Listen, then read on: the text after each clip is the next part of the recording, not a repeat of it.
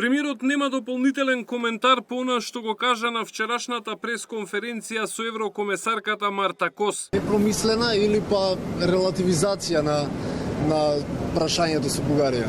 Еве, оставам јавноста да суди, јас тоа што имам да го кажам, го кажам. Владата фокусот го става на враќање на изгубените позиции и обид на светот да му ја покаже реалната слика за проблемот кој Македонија го има со Бугарија. Во суштина, што се крие позади сето она кое што порано беше кажувано како едноставна работа, само да се промени уставот и завршено е све, готово, мед ке почне и млеко да тече по улиците, птиците ке пеат, свекињата ке растат и се ќе биде перфектно, а во суштина не е така. Во суштина многу длабок е проблемот и ние само малку загребавме на површината, све излезе. Дека уставните измени не се единствената желба на Бугарија денеска констатираше и шефот на дипломатијата. Не прифаќаме секој компромис кој што ни се представува, бидејќи од прифаќањето на секој компромис кој што се представува државата е во оваа позиција која што е. Срамно е ова што се прави. Срамен е овој обид кој што доаѓа од една земја членка на Европската унија за редефинирање на македонскиот национален идентитет, кој што ние имаме право да си го почитуваме и да си го градиме и надградуваме таков каков што е. Очекувавме еврокомесарката Кос да го истакне она што Европската унија сама го има потврдено во сите документи и сите договори, а тоа е дека македонскиот јазик и идентитет се целосно признати од унијата, се вели во соопштението на СДСМ. Ова е неспорен факт. Ние како граѓани на Македонија знаеме кои сме, што сме и од каде потекнуваме. Како јазикот, така и идентитетот се јасно потврдени во сите веќе потпишани договори со Европската унија.